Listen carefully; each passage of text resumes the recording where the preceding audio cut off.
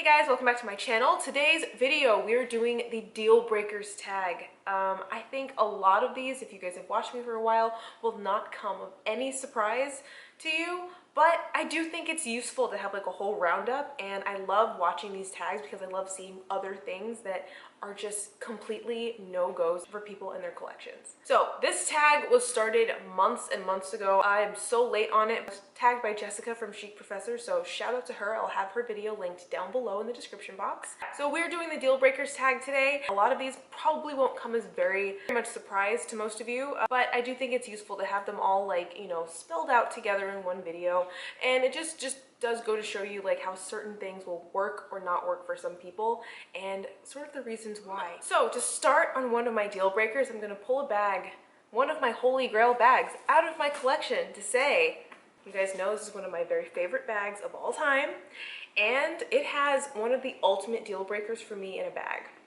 and that is too many interior compartments. Interior compartments could be great for organization, etc. For me, what this does instead of organization is it just limits the interior capacity of the bag entirely. If you have a look at that, like you're looking at this is by no means a small bag. However, my main critique of it is that the only things you can fit inside are small things because of this interior divider.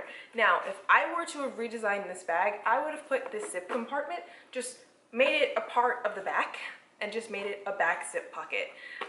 That way I would have all that much more space to hold larger things inside. Maybe my camera with its huge lens could fit inside of here. Maybe, you know, my agenda back when that was a part of my collection could fit inside of here. Maybe, perhaps, if my agenda could have fit inside of here, I may not have even sold it. So this is actually a really a pretty common feature in bags, and I've just never understood it. So it drives me insane that as much as I love this bag, as big as it is, I can only fit flat, small, tiny little things inside of it. I still love this bag, but just going forward, interior compartments for me are just an absolute no-go. Why break it up? I don't get it. You know what? We're gonna revisit Gucci Dionysus again to say this is actually something in its favor. My biggest deal breaker that I'm using as number 2 is no flat bags without a back pocket. I cannot stand it when there is not easy access to be able to get some of your essentials without going through the entire process of opening up a bag, going through like all of this. Everything that I have for the day, I have to carry on my back, and it really helps to be able to just access things like my phone, maybe card holder, etc. by reaching into a back pocket without having to undo a clasp, without having to redo a turn lock, without having to do all of those things. I just find it so much more convenient. And see, that's the kind of organization that I like, and interior compartments do exactly none of that. If the bag closes, then I need to be able to access my phone from the outside without having to jump through hoops to get to it. Now, a lot of these things are deal breakers that I've said yes or no on, but I am just straight up not allowed to buy a flat bag if it doesn't have a back pocket. Next on my deal breaker list is large top handle bags that have stationary handles. I know that makes me sound like an insane person. That is so incredibly specific. But what I mean when I say this is that we have a bag that is top handle and large. We need to make sure that these handles can fall down if necessary. That way the handles don't take up so much space on your shelves. You can stow them, and if necessary, on an airplane. That happened. That was not fun. So you're able to store or sit the bag down without worrying about the straps bending or just getting wonky over time. So what I love about this bag, my Louis Vuitton Belmont, is that attached to this hardware, and it rests down here when I need it to.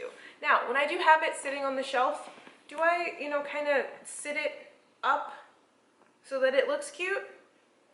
Yes, I do. But in a pinch, I don't have to worry about the straps getting misshapen. Now, for smaller bags, this isn't so much of an issue because obviously it doesn't take up as much space, but especially for larger bags, I much prefer when the handle is movable and adjustable. Next thing on my list is fussiness. I can't take it. I can't take it. I'm a princess when it comes to handbag fussiness. The Hermes Kelly, for example, is the bag of my absolute nightmares. Having to turn the turn lock and undo the straps just to get into that bag, and then not really being able to carry it so that you're able to really get into it pretty easily would drive me absolutely insane. I don't like fussiness at all. You've heard earlier in this list, I like back pockets. I like to be able to access my things quickly, easily, and conveniently. I don't have the energy or the patience for it. The Chloe Drew is beautiful, but having to screw the turn lock and then pull the little lever thing out of the hole to then like undo the flap, but then to close it you have to do all that in reverse, but you have to line the flap up with the lock. Like, it's too much, it's too much, it's too much. For me, as far as hardware and turn clasps and things go, Chanel, the Chanel CC turn lock is fine, and the little push lock from the Pochette Métis, for example.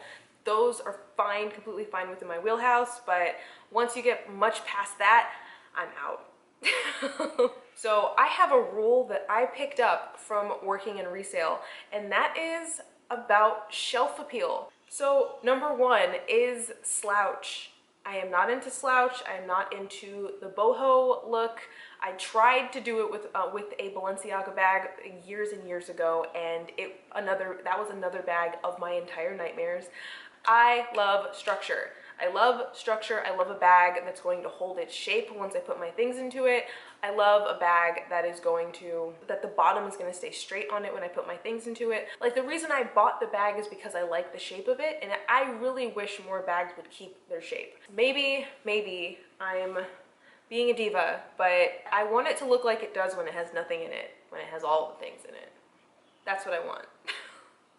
I pack my bags full, they get heavy, so I probably need to manage my expectations better about this, but I digress. And next part of shelf appeal is being able to sit upright on its own. One way that I know immediately that a bag is for me or not is if I have to jump through hoops to take cute pictures of it, it's not for me.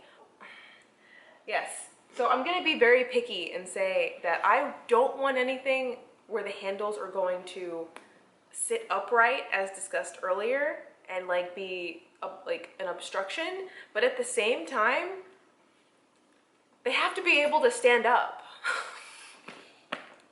That makes no sense. Trust me, I can hear how nonsensical that sounds, but it's just something very specific that I like, and I like when the handle stays up, or can stay up, but doesn't only stay up, which is one of the reasons why I love this bag so much. Like, you see pictures online and the pictures just don't look appealing because you don't see the main aspects and features of the bag, because it just won't sit upright. So part of that is structure, part of that is just overall design. Having stands and hooks and, you know, little things to help your bags sit upright isn't the biggest deal in the world, but it just tends to be the case that if something won't sit upright on the shelf by itself, then it's going to be too slouchy for me. I can't. For me, bags have two functions. The first function is to hold my stuff. The second function is to look good. And you have to be able to do both things, which is why I can't stand slouch, and you need to sit upright on your own. Anyways, I hope that this was a fun window into my crazy, ridiculous shopping patterns and habits. Let me know in the comments down below what some of your deal breakers are, and I'm gonna tag a couple of ladies down below in the description box, as well as from Instagram. I think I'm pretty late on this tag, but I'm going to try and find some people who haven't done it. Apologies if you have already, but I'm gonna tag you guys in the description box down below, and I will see you guys in my next one. Bye!